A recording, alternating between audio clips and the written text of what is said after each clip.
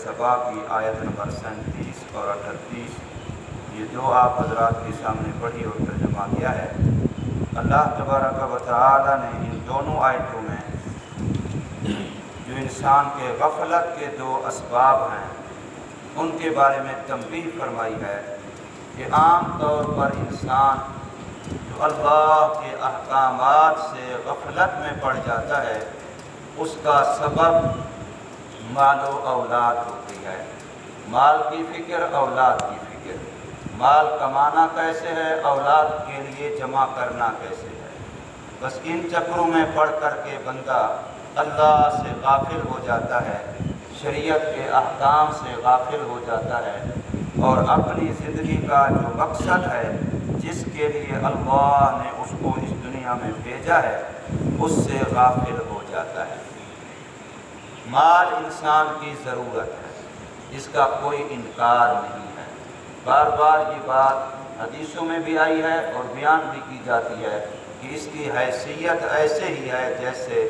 कश्ती के लिए पानी। लेकिन अगर माल मकसद बन जाए और जैसे तैसे बस माल ही मकसूद है और यही इज़्ज़त का, यही दुनिया के अंदर वक़ार का और बड़ेपन का अलामत और निशानी और यही सब कुछ है, तो फिर तबाही और बर्बादी है। फिर ये माल हलाकत है, फिर ये माल उस हैसियत में चला जाता है जिसके नमूने अल्लाह ने कानून की शक्ल में दुनिया को दिखाए। औलाद अल्लाह की बहुत बड़ी नेमत है, इसमें कोई शक नहीं है। लेकिन औलाद की नेमत की कदरदानी ये है कि उसको मकसद ज़िंदगी इंसान समझा जाए। औलाद अल्लाह की नेमत है और इस नेमत की कदरदानी ये है कि वो अकल के लिहाज से कच्चे हैं, वो अभी बचपन में हैं, वो अभी उस उम्र में हैं जिस उम्र में अभी नफ़े नुकसान का सही इदराक नहीं होता। इसलिए उनकी तरबियत अल्लाह ने माँ बाप के ज़िम्मे लगाई है और उनकी तरबियत अच्छी करके उनको अपने लिए सदकाए जारिया बनाया जा सकता है। ये अल्लाह का कितना बड़ा करम है कि अगर बंदा औलाद की अच्छी तरबियत कर लेता है और उनको अच्छे आदात, अच्छे अतवार, अच्छे अखलाक, अच्छे अफ़आल, अच्छे आमाल सिखला देता है, तो अब जब तक वो ये काम करते रहेंगे इस माँ बाप को कब्र में भी उसका सवाब मिलता रहेगा।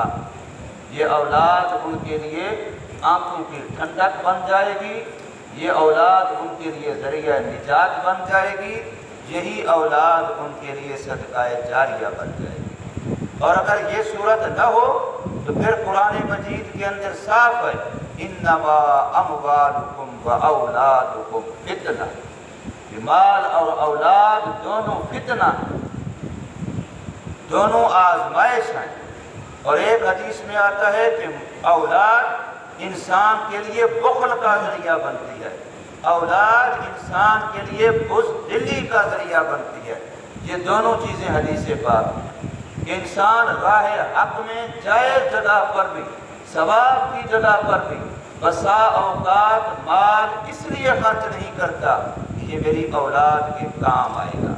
तो अब ये बुख़्ल किया इसने, कंजूसी की इस बेचारे ने, किस लिए की? औलाद की वजह से। तो औलाद इसके लिए कंजूसी का ज़रिया बन गई। इसी तरीके से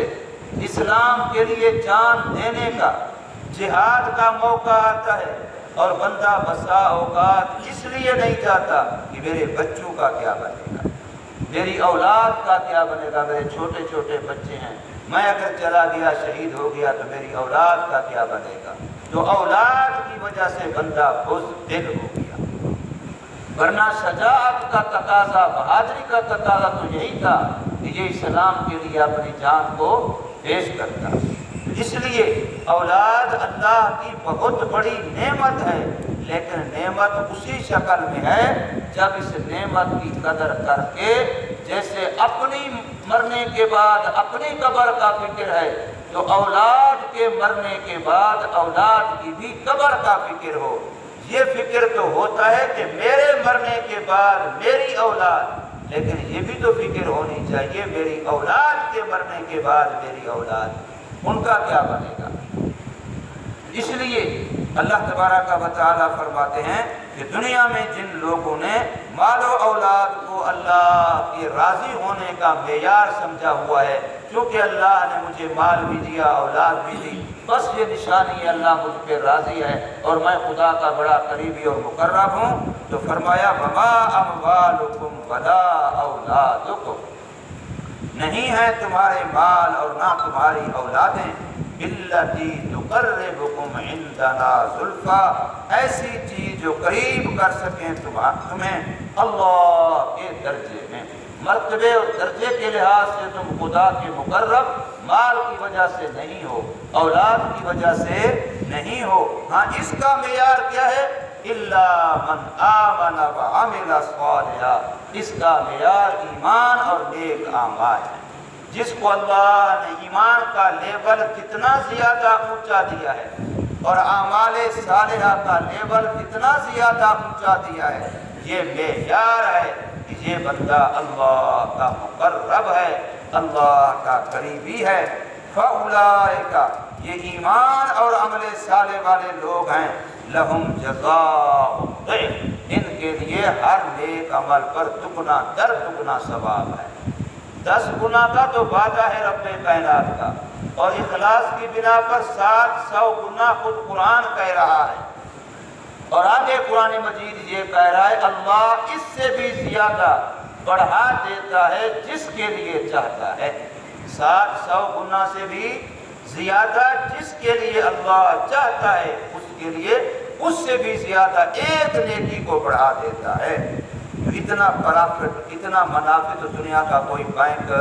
نہیں دیتا کہ آپ 1 روپیہ رکھیں اور وہ آپ کو 700 روپے سال کے بعد نہیں، 100 سال کے بعد بھی نہ دے، لیکن اللہ تبارک و تعالیٰ کے ہاں یہ ہے کہ آپ ایک نیکی اخلاص والی اللہ کے ہاں بھیجیں، جب قیامت میں آپ کی اللہ سے ملاقات ہوگی تو وہ ایک نیکی 700 گنا سے زیادہ ہو کر کے آپ کو دی جائے گی۔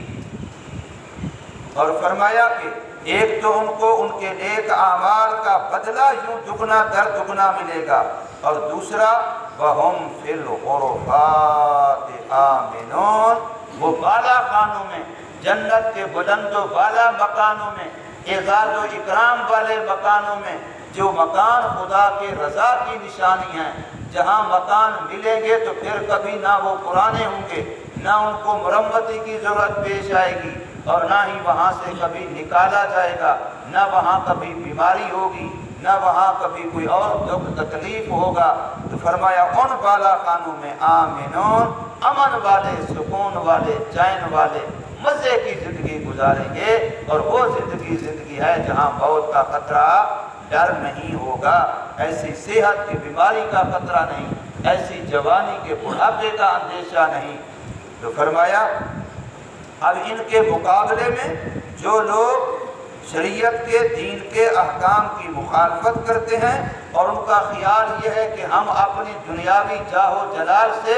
شریعت کے مقابلے میں جیت جائیں گے اور شریعت کو اور ان کے احکام کو ہرا دیں گے، فرمایا وَالَّذِينَ يَسْعَوْنَ فِي آيَاتِنَا،